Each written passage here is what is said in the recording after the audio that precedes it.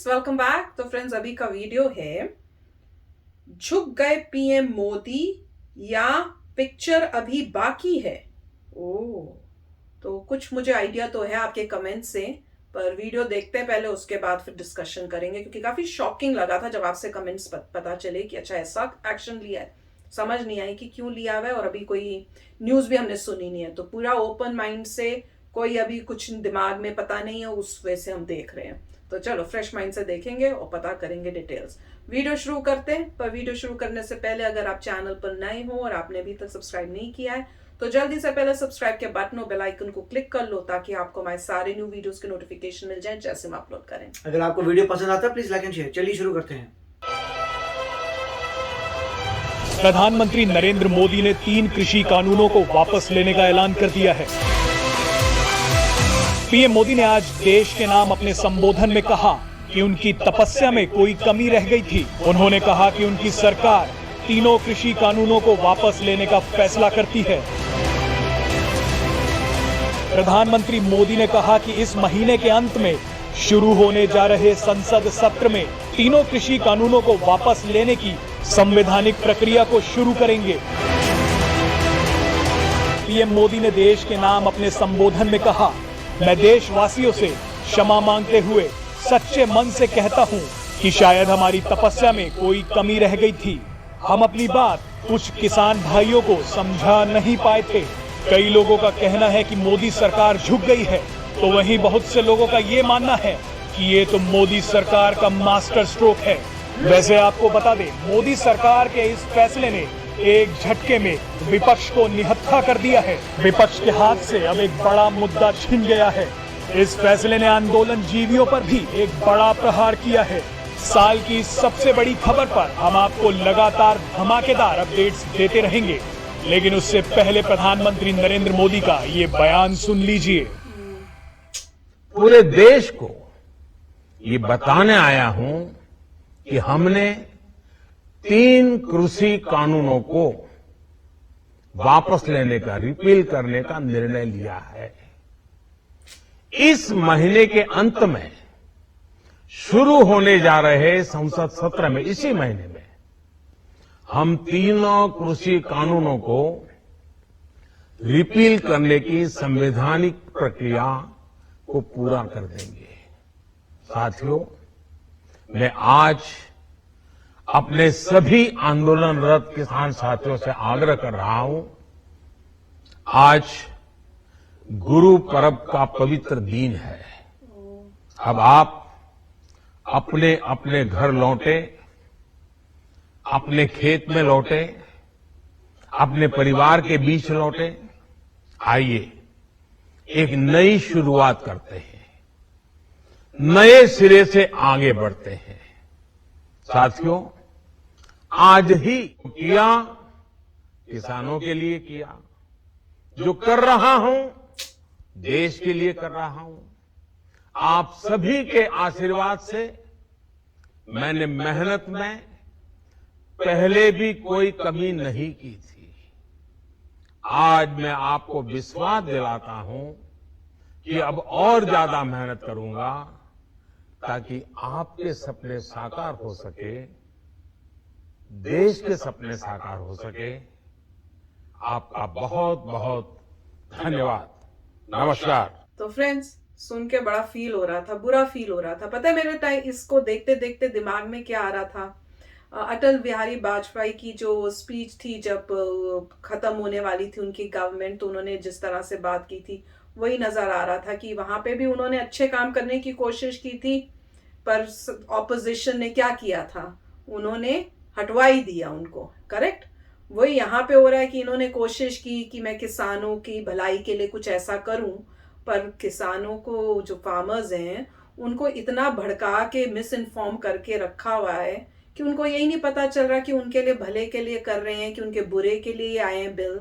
तो इवेंचुअली क्या करें? अब वो इतना कोशिश कर ली समझा समझा के, और उनको नहीं समझ में आया, उनको अब फिर भी वही फील हो रहा है। तो जिनके लिए आप कर रहे हो, अगर उन्हीं को सेटिस्फैक्शन नहीं उस इम्प्रूवमेंट से या उस बिल से, तो फिर क्या करेंगे?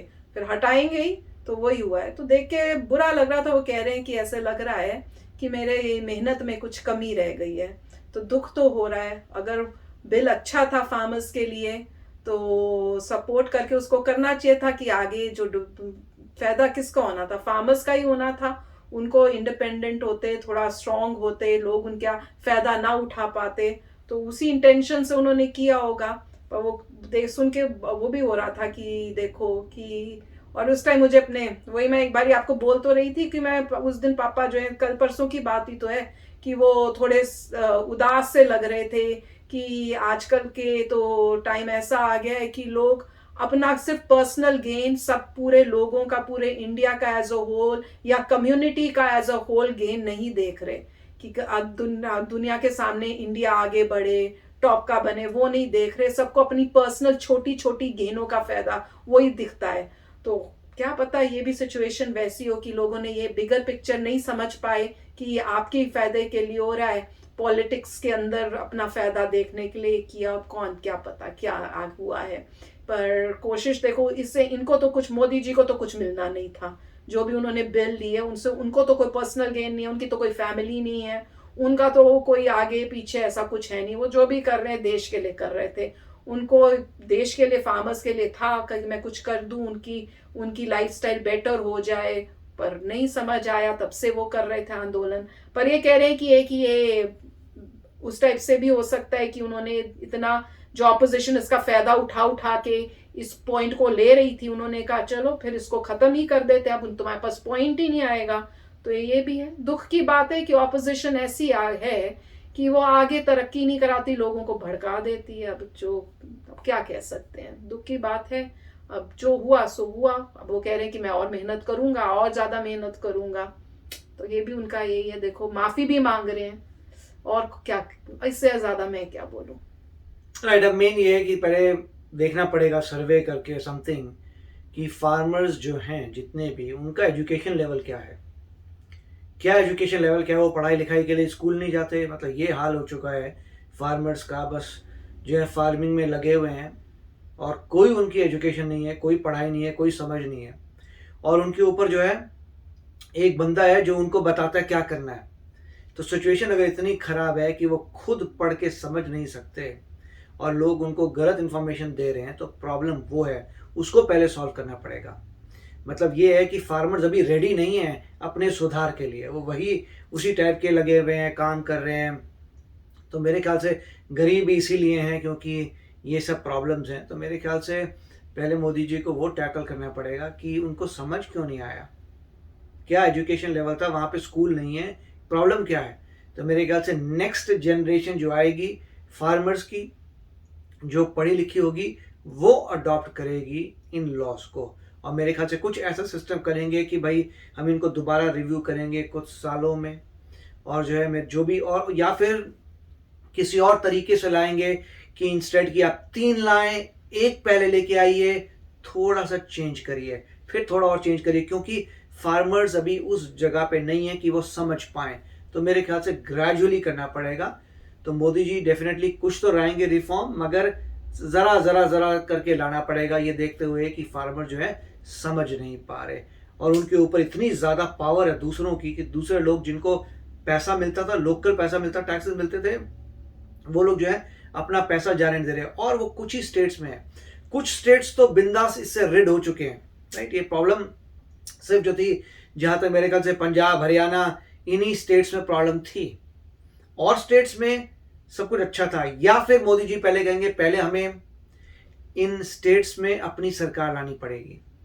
राइट, पहले आप जिस स्टेट ने चिकचिकबाजी की थी, मोस्ट लाइकली वहाँ पे अपोजिशन है, पहले आप उसको सॉल्व करिए, वहाँ पे अपनी सरकार लाइए, लोगों को एजुकेट करिए, और फिर लॉस लेके आइए। तो जैसे, और वो वही समझ, जैसे उन्होंने 3 एग्जाम्पल दिखाए थे कि दिल्ली था, कांग्रेस थी, और मेरे ख्याल से कुछ और, एक और बीच में था, ममता जी थी शायद। तो वही है, उनको पहले ये होगा कि पहले इन स्टेट्स में जीतते हैं, फिर रिफॉर्म करेंगे, और कोई तरीका नहीं है। क्योंकि ये पार्टियां बहुत छोटी हो हैं, कुछ तो है ही छोटी, कुछ छोटी हो चुकी हैं, वो बस उसी को पे लगी हुई हैं, वहीं अपनी पूरी जान लगा रही हैं। तो मेरे ख्याल से रूट से जो है पूरा सुधार करना पड़ेगा। दुख की बात है कि लोग एजुकेटेड नहीं थे, समझने के लिए कि उन्हीं का फायदा होना था, या इतने प्रेशर में थे किसी के कि उनके पास कोई ऑप्शन नहीं था। या तो ये हो सकता है प्रेशर में, आपको पता है कि आपका जमींदार या जो भी है आपके ऊपर, वो आपको जीने नहीं देगा, जो सब कंट्रोल करता है वो आपको जीने नहीं देगा, तो उनका कोई ऑप्शन था नहीं।